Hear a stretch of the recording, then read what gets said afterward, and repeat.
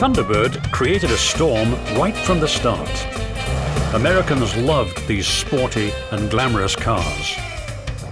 But this bird grew and grew until it became a dodo headed for extinction. Fans convinced Ford to put it on a diet, and the Thunderbird was reborn. The trim bird was poised to take off again.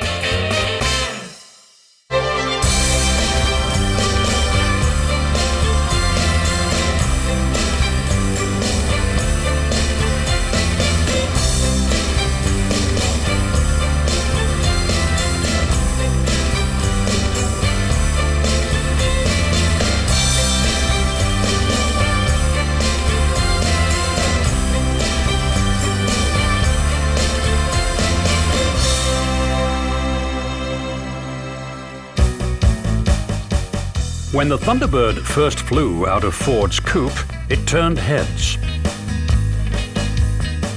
But this revolutionary car was brought down in 1997 when Ford ended production.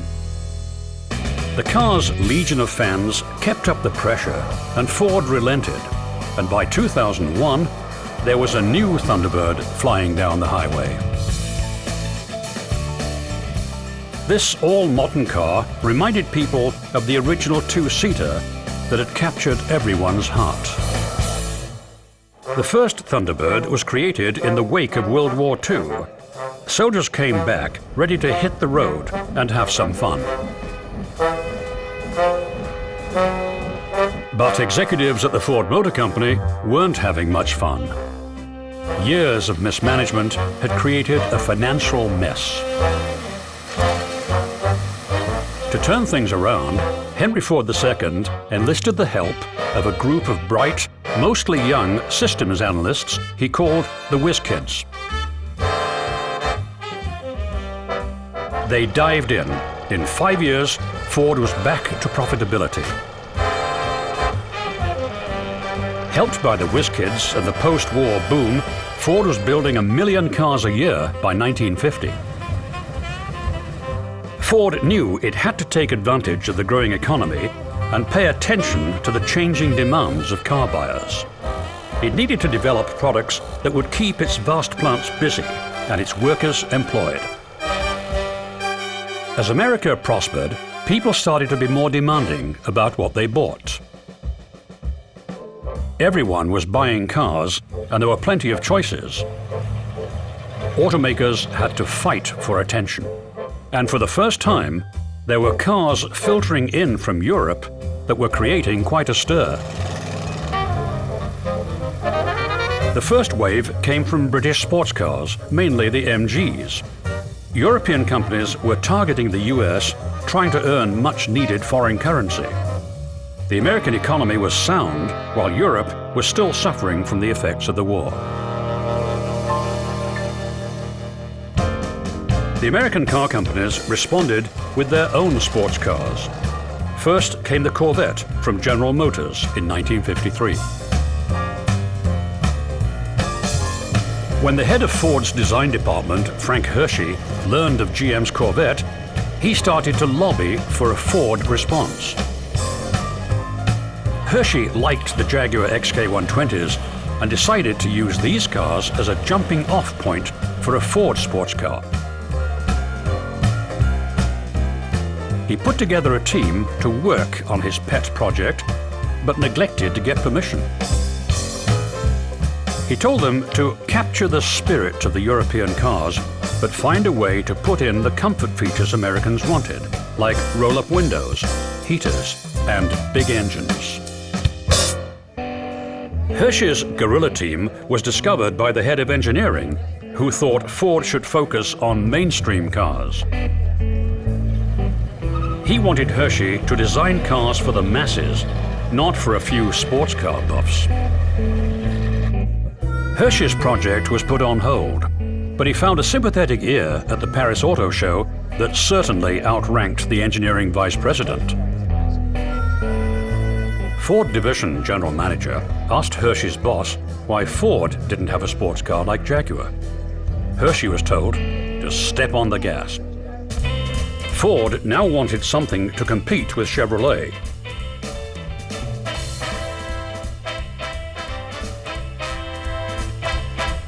The team got busy and transformed their design into a real car.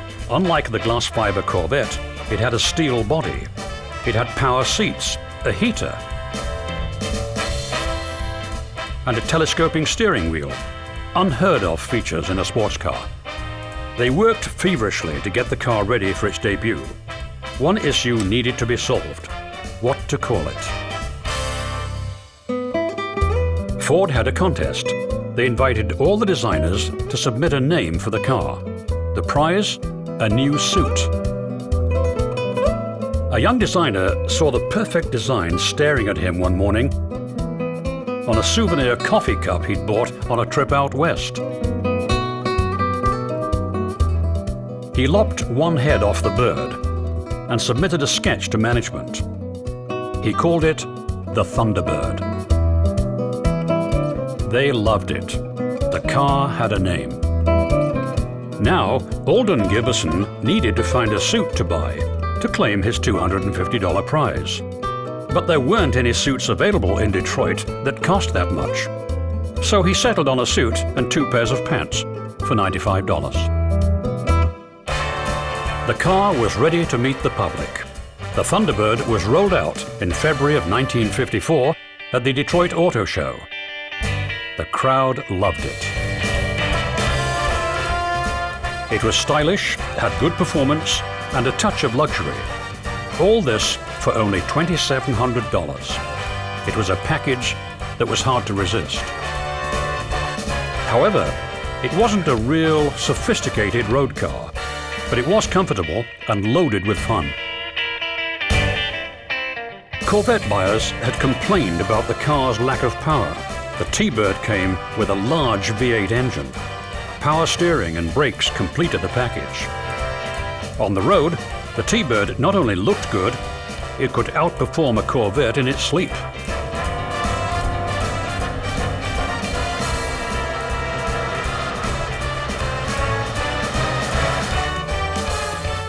It became a popular choice for magazine covers and the subject of countless articles.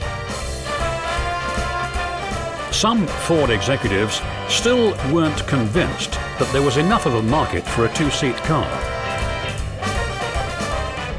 But when it went on sale in October of 1954, 4,000 were ordered on the first day, more than 16,000 sold by January.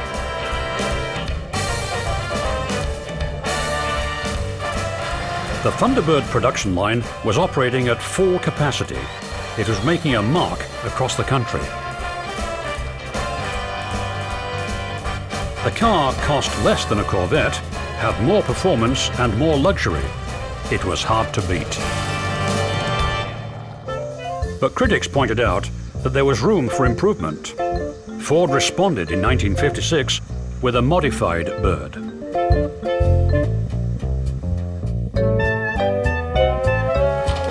The biggest change was making more room in the trunk. They moved the spare to a perch on the back bumper. This was similar to what they'd done on the Lincoln Continental. It was called a Continental Kit.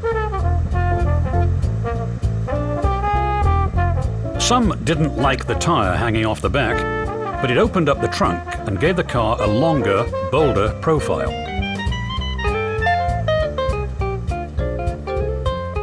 Another problem was the lack of ventilation. The V8 engine created a lot of heat. Ford added side cowl vents to cool things off.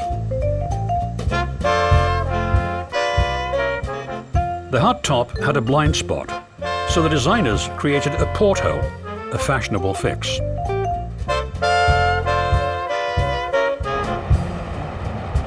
The car quickly became an icon. It lifted the profile of the whole company.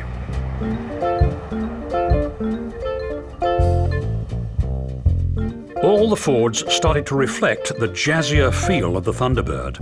It had a halo effect on all the cars. The company was growing and changing. the Ford family finally decided to take it public after running it for 50 years as a privately owned company. They'd retain effective control, but it was a new era.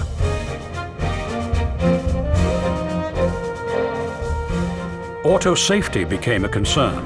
Crash testing became quite a science and started to influence designs. Meet one of the busiest men in town. He sells 56 Fords. And that's not all. In addition to Fords, I sell safety, like this new lifeguard steering wheel. With its rim mounted high above the recessed steering post, it acts as a cushion on impact.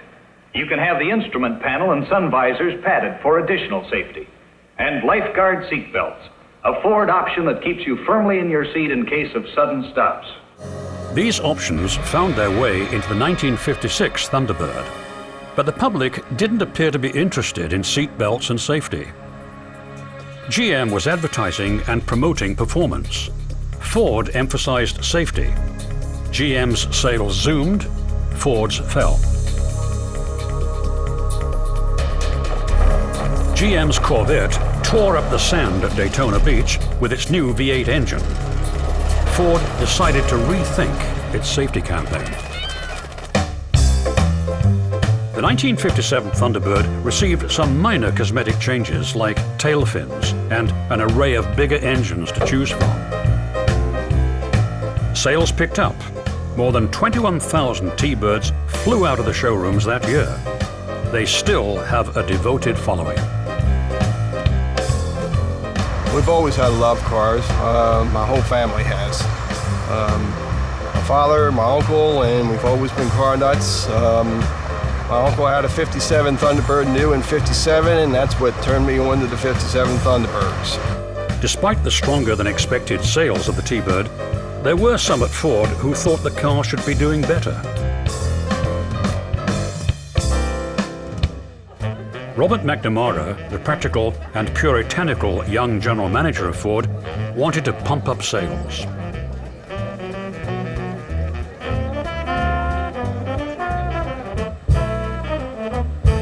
He listened to those who said he could sell more Thunderbirds if he added a back seat. Hershey opposed the idea, but dutifully had a four-seat design prepared. It took a few sketches and clay models to hit on the right look. The new car was ready for the 1958 model year. The longer, lower, and larger car with its hooded headlights became known as the Square Bird. Some felt betrayed by the car, but many more people bought the bigger bird. It tripled T-Bird sales to nearly 40,000 cars. McNamara was right. Sales continued to grow. They hit 60,000 in 1959. That was more than all the roadsters combined. There was no turning back.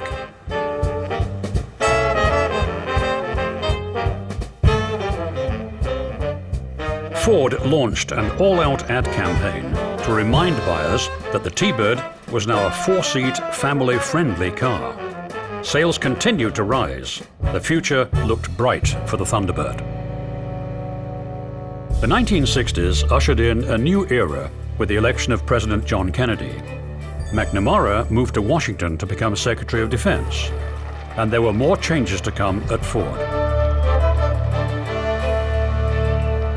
Henry Ford II became the company's chairman, and a talented young sales executive, Lee Iacocca, took over as Ford's general manager. It was the jet age and the dawn of the space age. Automotive stylists wanted to put some of that excitement in their designs. The Thunderbird was stretched and given a jet-like look. Its afterburner-shaped taillights screamed power and speed. Unfortunately, the public didn't respond, and sales slipped about 21%. Ford stayed the course, but decided to load it up with novelty touches like automatic tops. Iacocca knew how to make money by selling extra options and creating sales with sexy features. The Thunderbird had once been Ford's product centerpiece, but Iacocca had something new in mind. He wanted to capture the baby boomers with a smaller, sporty car. He called it the Mustang. The Mustang concept car had been a two-seater, but Iacocca heeded the lessons learned with the Thunderbird. The Mustang would be a four-seater from the start. The introduction of the Mustang in 1964 pushed the Thunderbird off its sporty car perch.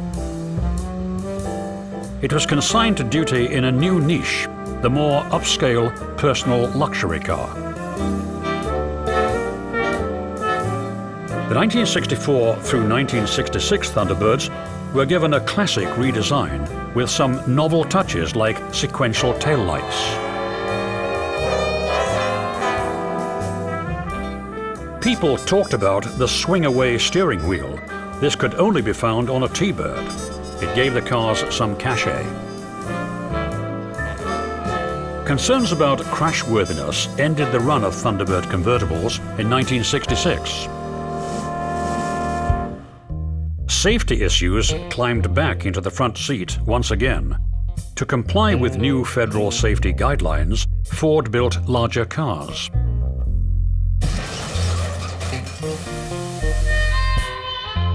One result was the four-door Thunderbird. Its so-called suicide doors are reminiscent of the Lincolns from the early 1960s. These 1968 T-Birds bore little resemblance to the original Roadsters. Ford, like the rest of the auto industry, started to lose its way in the late 1960s and 70s. Fuel economy concerns, emissions regulations, safety, quality, and the changing tastes of its buyers created havoc. Electric excitement in the front of this. It was hard to figure out what a Thunderbird should be. Redundant. Our people, our customer, he wants the drama in this automobile. Jerry, do you think this looks like real solid Thunderbird stuff? By 1972, the personal luxury car style had transformed the T-Bird into something that just didn't fly. But the designers did retain enough touches from the Roadsters to remind buyers of the car's heritage. By 1978, sales were setting records. Over 350,000 T-Birds migrated from dealers' lots into buyers' garages. The euphoria didn't last long. An oil crisis in 1979 rained on the T-Bird's parade, and its sales crashed. Ford was reeling. Its profits had disappeared, but designers decided to take a risk. Sometimes that's the best thing to do in a crisis. Ford introduced a shorter, slimmer, and more aerodynamic Thunderbird in 1983.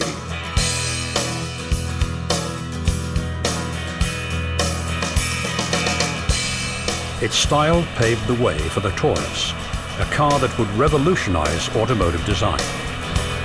But for now, Ford wanted to see if anyone would buy the new look. People liked the Aerobird. Sales shot up 300%. Over 120,000 Thunderbirds hit the streets in the first year. This was the bold move Ford needed. It wasn't the Roadster, but it was far sportier than other Thunderbirds, and it had a performance look and feel. Its success helped the entire company. Like the original, it brought people into dealerships to look at it. It was a style leader that influenced the rest of the lineup. The aero look was working. In 1986, the Thunderbird received a power jolt when Ford introduced a turbo model. In 1987, the Thunderbird Turbo Coupe was named Motor Trend Car of the Year. This was quite an honor that was repeated in 1989. While the Thunderbird had recaptured a certain sporty feel, many still longed for the Roadsters. There's nothing like an open-top sports car. By 1996, the Thunderbird sales had fallen to below 80,000 cars a year. The company decided to phase it out after the 1997 model year. But the cars wouldn't disappear. More than 4.2 million T-Birds had been sold during its 42-year lifespan. There were a lot of loyal owners who kept their classics looking like sparkling new showroom babies. Their enthusiasm was contagious. Some Ford executives had become infected with the T-Bird bug and began to plot for its return. Work began on a new Thunderbird, and just like the original effort, this had no official authorization or funding. The energized team dove in and conjured up a host of concepts for a new Thunderbird. 2 vintage Thunderbirds were purchased to provide some inspiration. The team studied the classic shape of the original Thunderbird. They wanted to see what made the car unique. The egg crate grille, the hash marks on the side, the hood scoops, the round taillights. They digested all things that made a Thunderbird. If they wanted to see their car on the road, they would have to convince the money people at Ford that their passion could translate into sales. They found an ally. As had happened with the original car, a key executive threw his support behind the project. Jack Nasser became president and put the Thunderbird on a fast track. Dated February 10th, 1954. The team was given funding and the go-ahead to create something wonderful. Computer-aided design speeded the process. All the engineering and structural issues could be worked out faster. There was still the question of the final design. Some wanted to use ideas submitted by Ford's international studios. But when focus groups saw what the original team had done, there was no doubt who had the better design. In 2000, the car was made ready for its first showing. Once again, it would be at the Detroit Auto Show. It looked great, and the media wrote glowing articles about the rebirth of the Thunderbird.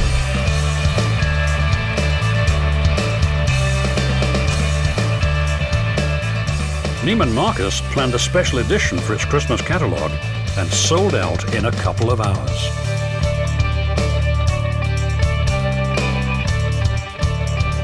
It looked like the T-Bird would fly out of the showrooms again. But technical snags, production delays, and subsequent recalls marred the car's introduction. Sales were lost. Some of the excitement began to wear off by the time it was released. But when it was launched, it was snapped up by people who'd been waiting for the return of an icon. There's certain cars out there that people recognize.